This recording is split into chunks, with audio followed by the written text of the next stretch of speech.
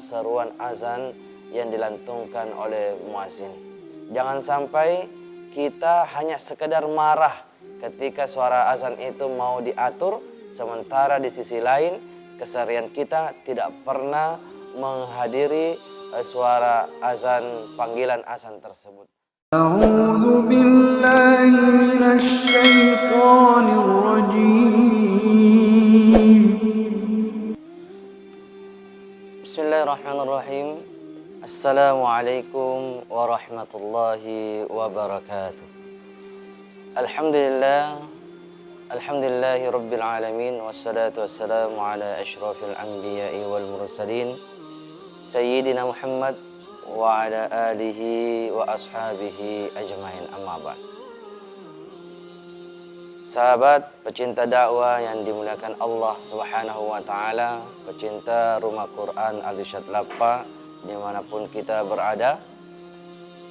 Pertama-tama marilah kita memanjatkan puja dan puji syukur kita kehadirat Allah Subhanahu wa taala yang masihlah sampai detik ini Allah masih terus memberikan kenikmatannya kepada kita, dan di antara kenikmatan yang Allah berikan kepada kita adalah nikmat Islam dan nikmat keimanan.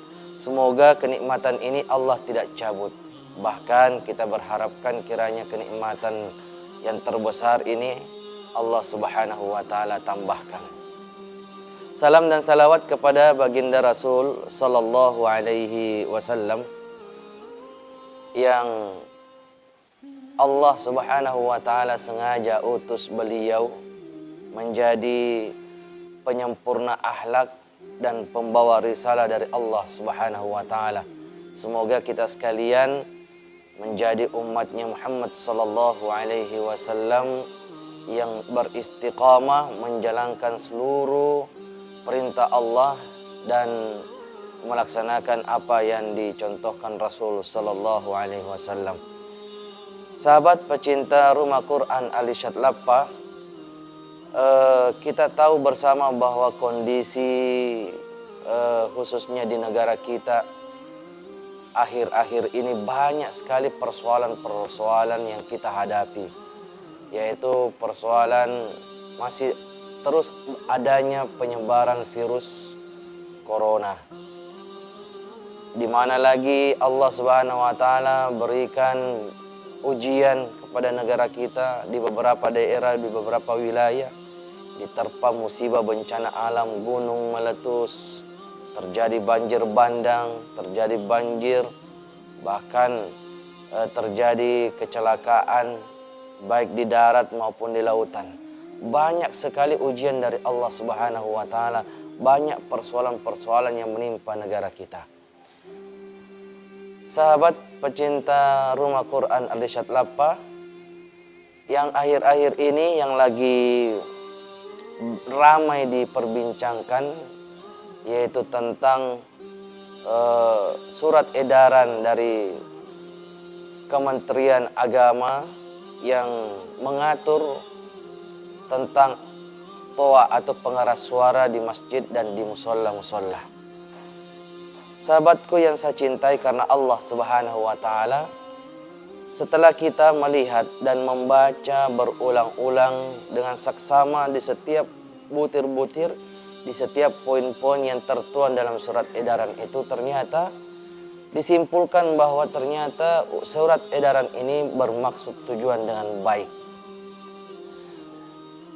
Poin yang kami dapat ambil di dalamnya adalah surat edaran ini hanya sekedar untuk mengatur supaya pengeras suara di masjid dan musola-musola itu hanya durasinya yang diatur, bukan menghilangkan sama sekali.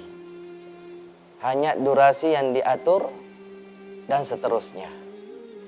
Jadi sahabatku yang saya cintai karena Allah Subhanahu wa taala, itulah sebabnya kita harus berbijaksana, berlapang dada melihat aturan-aturan yang telah dikeluarkan oleh pemerintah kita, dalam hal ini Kementerian Agama. Akan tetapi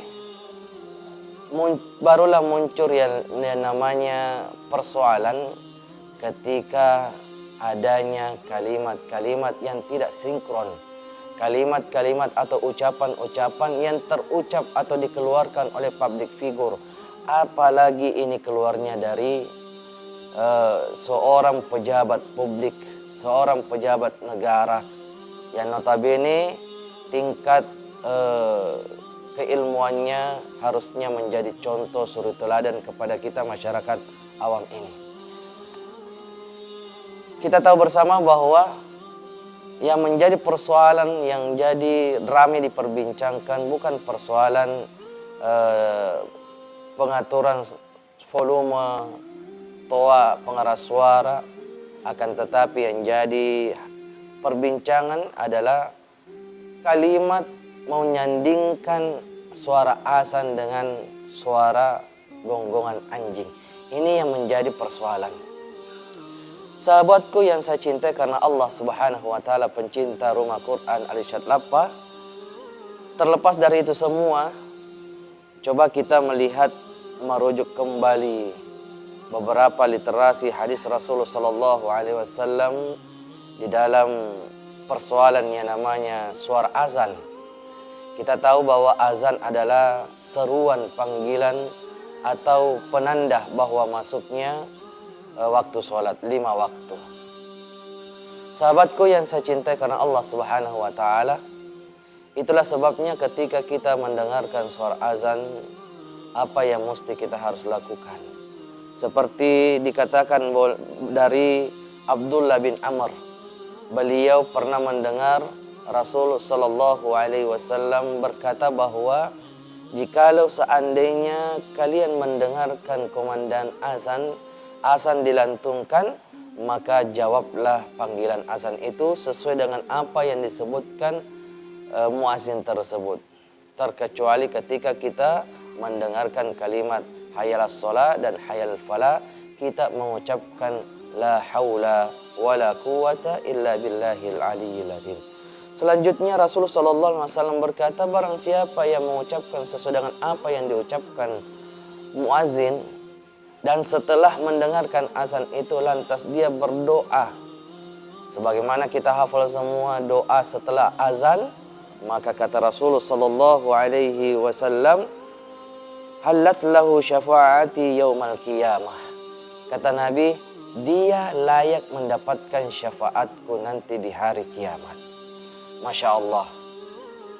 Sahabatku yang dicintai karena Allah Subhanahu wa taala, pecinta Rumah Quran Al-Irsyad Lappah, hadis Rasulullah sallallahu alaihi wasallam ini menegaskan kepada kita bahwa kita ketika kita mendengarkan seruan azan, lantas kita mengikuti kalimat demi kalimat yang dilantungkan seorang muazin. Setelah kita mendengarkan azan, maka kita berdoa sebagaimana doa yang kita sudah hafalkan, doa sesudah azan, maka kata Rasulullah sallallahu alaihi wasallam, orang tersebut ini layak mendapatkan syafaatku di hari kiamat. Nah, pertanyaannya sekarang, bagaimana mungkin kita akan mendapatkan syafaat dari Rasulullah sallallahu alaihi wasallam kalau suara azan itu diperkecil atau mungkin bisa jadi bahkan tidak sama sekali kita mampu mendengarkannya? Bagaimana mungkin kita akan menjawab seruan azan itu kalau suara azan ini diperkecil atau tidak sama sekali diperdengarkan? Ini poinnya.